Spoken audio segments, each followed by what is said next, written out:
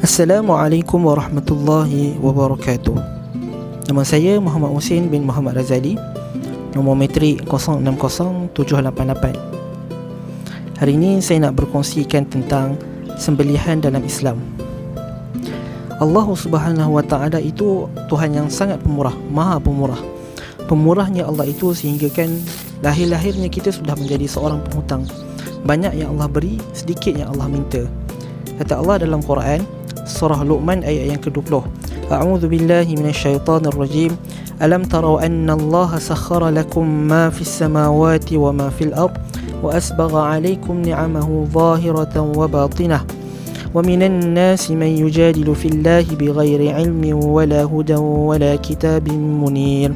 Maksudnya, tidakkah kamu memperhatikan bahawa Allah Subhanahu wa taala telah memudahkan untuk kegunaan kamu apa yang ada di langit dan yang ada di bumi, dan telah melimpahkan kepada kami nikmat-nikmatnya yang zahir dan yang batin.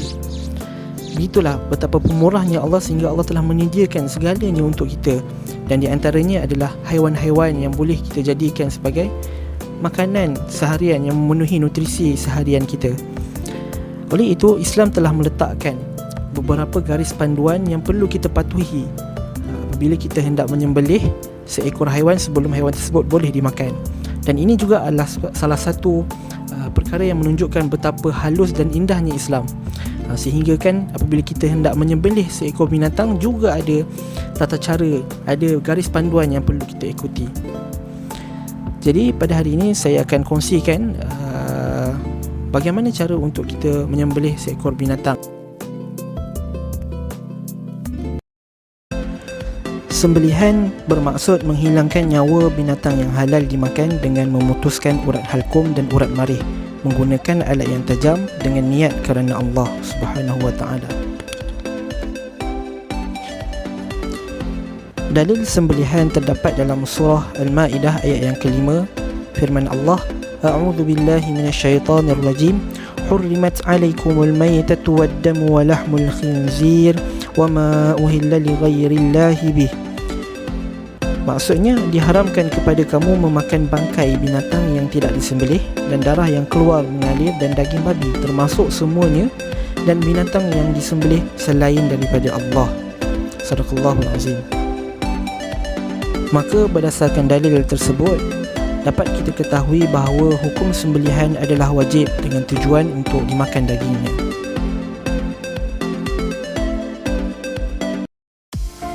Rukun sembelihan terdapat 3. Yang pertama, penyembelih. Yang kedua, binatang yang disembelih. Dan yang ketiga, alat sembelihan. Seterusnya, daripada 3 rukun yang telah kita ketahui, mari kita lihat apakah syarat-syarat bagi setiap rukun yang disebutkan tadi. Rukun yang pertama, penyembelih. Syarat sah bagi seorang penyembelih ada 2, iaitu yang pertamanya Islam, yang keduanya tidak berada dalam ihram, haji ataupun umrah. Seterusnya mari kita lihat apakah syarat-syarat bagi binatang sembelihan. Yang pertama, binatang tersebut mestilah halal dimakan. Yang kedua, masih hidup dengan kehidupan yang kuat. Yang ketiga, mati dengan sekali sembelihan. Yang keempat, putus 2 urat iaitu urat halkum dan juga urat marih. Yang kelima, haiwan tersebut mestilah mati disebabkan ketajaman senjata. Syarat sah bagi alat sembelihan pula mestilah menggunakan benda yang tajam selain daripada gigi, tulang dan kuku. Jadi alhamdulillah, kita telah pun mengetahui serba sedikit perkara asas yang perlu kita tahu sebelum kita menyembelih seekor binatang. Seterusnya saya ingin menunjukkan kepada anda semua bagaimana cara untuk kita menyembelih seekor binatang, dan dalam video ini saya menyembelih seekor ayam. Allahu Allahu Allahu Allah Allahu Allahu Allahu Allah Allahu Allahu Allahu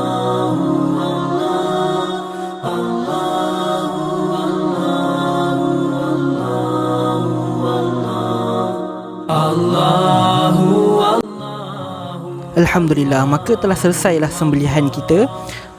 Tapi sebelum tu saya nak kongsikan juga apakah perkara-perkara sunat, perkara-perkara makruh dan apakah hikmah di sebalik sembelihan di dalam Islam. Tapi sebelum tu saya nak mandi dulu. InsyaAllah saya kongsikan selepas ini. Baik, jadi Alhamdulillah kita telah selesai pun melakukan sembelihan sebentar tadi. Jadi saya nak kongsikan pula apakah perkara-perkara sunat di dalam sembelihan yang boleh kita lakukan. Sebenarnya ada banyak perkara-perkara sunat yang boleh kita lakukan dalam sembelihan, cuma saya ingin kongsikan sebahagian daripadanya sahaja. Yang pertamanya adalah membaca bismillah ketika melakukan sembelihan. Yang keduanya, memutuskan urat wadajan yang berada di tepi leher haiwan. Yang ketiga, menyembelih haiwan pada waktu siang. Yang keempat, menyembelih haiwan menggunakan tangan kanan. Dan yang terakhir, yang kelima adalah membaca selawat ke atas Nabi ketika melakukan sembelihan.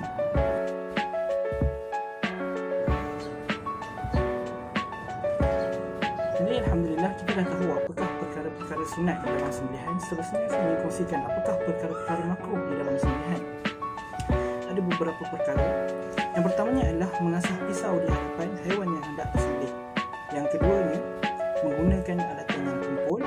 Yang ketiga, tidak menyebut nama Allah ketika hendak melakukan sembelihan. Dan yang keempat, yang terakhir, mematahkan leher binatang sebelum binatang tersebut hilang nyawanya sepenuhnya.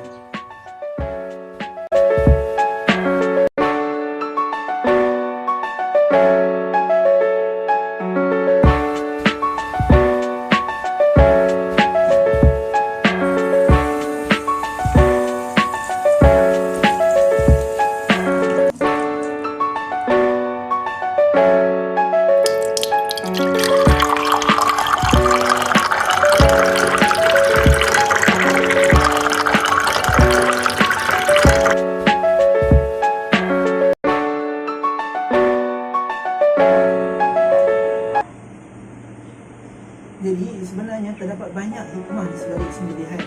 Antaranya adalah menyihatkan tubuh badan dengan memakan daging yang sihat. Yang keduanya, sebagai satu bentuk penghormatan kepada haiwan yang ingin disembelih. Yang ketiga, mengelak daripada menyiksa haiwan tersebut.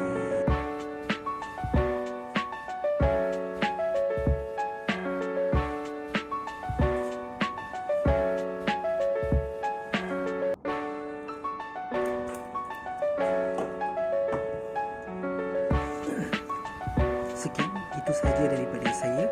Terima kasih. Assalamualaikum warahmatullahi wabarakatuh.